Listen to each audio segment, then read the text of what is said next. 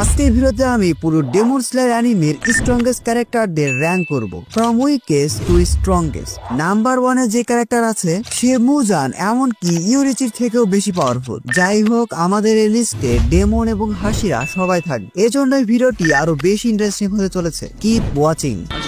এই ভিডিওতে বেশ কিছু কন্ট্রোভার্সিয়াল ভার্সেস হবে। Number 10 Kyojuro Rengoku. Demon slayer Mugen train মুভিতে আমরা রেনগোকুর ক্যারিজমেটিক পার্সোনালিটি দেখতে পেয়েছিলাম। তার হাসিরা হওয়ার জার্নি, তার হাসিরা হওয়ার পেছনের কারণ আমাদের সবাইকে মুগ্ধ করেছিল। রেনগোকু আমাদের সবার পছন্দের ফ্লেম হাসিরা। আকাজার সাথে ফাইটিং এর সময় তোমরা রেনগোকুর পাওয়ার খুব ভালোভাবে দেখেছো। হাসিরা হওয়ার আগে রেনগোকু লোয়ারমন 2 কে মেরে ফেলেছিল। তাকে মারার পরে রেনগোকু হাসিরা টাইটেল পেয়েছিল। রেনগোকু ইউজ করতো ফ্লেম ব্রিদিং টেকনিক। অবশ্যই এটা অনেক বেশি পাওয়ারফুল, কিন্তু তারপরেও আকাজার মতো ক্যারেক্টারকে হারানোর জন্য যথেষ্ট না।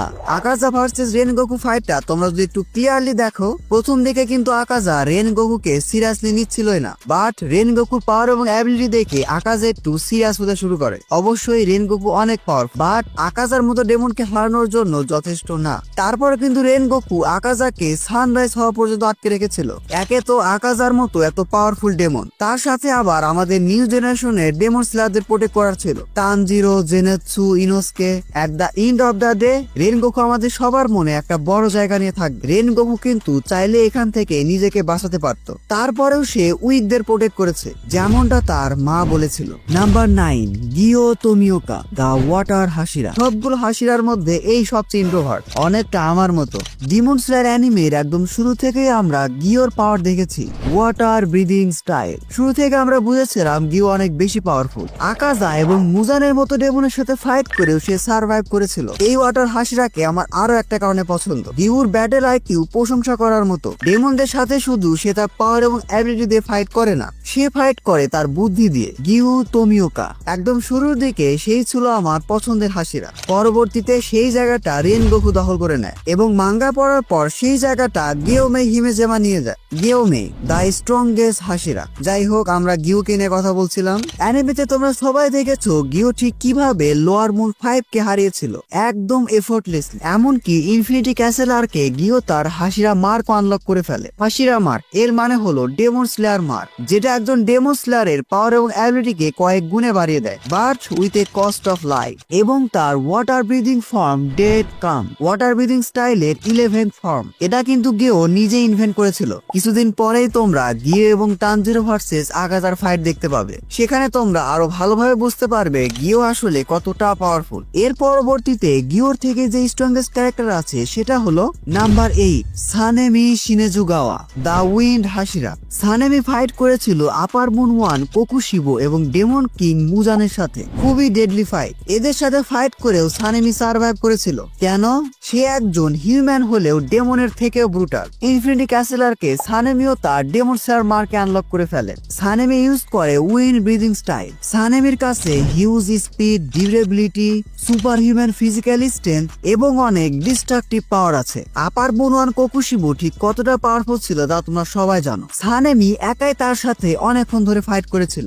অবশ্যই মাঙ্গাতে অ্যানিমেশন এখনো আসেনি, স্পয়লারের জন্য অনেক কিছু অ্যাভয়েড করলাম, বাট তোমরা বুঝতেই পারছো কোকুশিবোর সাথে ফাইট করছে। নাম্বার 7 আকাজা, আপার মুন 3। গেমে কেন এত পাওয়ারফুল সেটা বুঝতে পারবে তোমরা তার ট্রেনিং মেথড দেখেই। খুবই ব্রুটাল ট্রেনিং। ইয়েস, গেমে কিন্তু আকাজার থেকেও পাওয়ারফুল। নাম্বার 5 ডোমা, আপার মুন 2। ডোমাকে আমি এই লিস্টে রেখেছি তার আইস ম্যানিপুলেশনের জন্য। বিশ্বাস করো না করো, ডেমন স্লেয়ার অ্যানিমেতে এটা খুবই over power ability. Infinity castle আরকে সেই শিনোবুকে এমন ভাবে মেরেছিল যে তার কাছে একজন হাসিরাও কিছুই না। এমনকি ইনোসকে এবং কানাও তার কিছুই করতে পারেনি। বলে রাখা ভালো, ওই সময় কিন্তু এই দুইজন হাসিরার লেভেলে ছিল।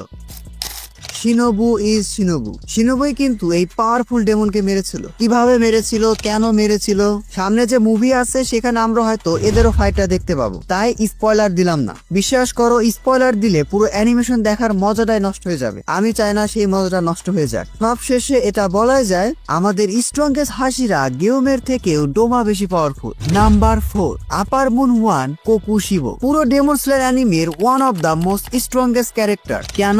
Because of his moon breathing technique. Sun breathing এর পরে সবচেয়ে স্ট্রংগেস্ট ব্রিদিং টেকনিক কিন্তু মুন ব্রিদিংই। সে বাদে অন্য কেউ এই টেকনিক ইউজ করতে পারে না, ভবিষ্যতেও পারবে না। একে তো কোকুশিবো ছিল ইয়োরিচির ভাই, ডিমন হওয়ার আগেও কিন্তু সে অনেক স্ট্রংগেস্ট ডেমন স্লেয়ার ছিল।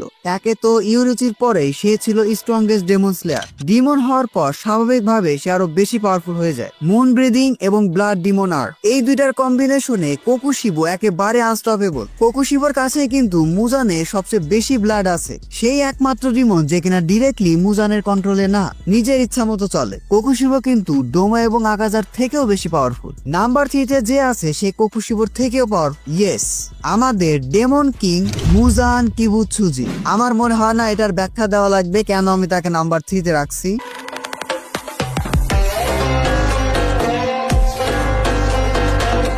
বুঝতে পারছো, সে হলো ডেমনদের কিং। স্বাভাবিকভাবে সে সবার থেকে পাওয়ারফুল হবে, কারণ সে ডেমন তৈরি করে। মুজানের কাছে আছে এক্সট্রিম রিজেনারেশন অ্যাবিলিটি, যার জন্য তুমি তাকে মারতেও পারবে না। ইয়োরিচি তাকে টুকরো টুকরো করে দিয়েছিল, তারপরও সে বেঁচে গেছে।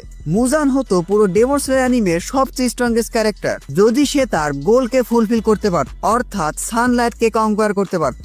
মুজানের একমাত্র উইকনেস ছিল সানলাইট। মুজানকে নিয়ে আমার ডিটেলসে ভিডিও বানানোর প্ল্যান আছে।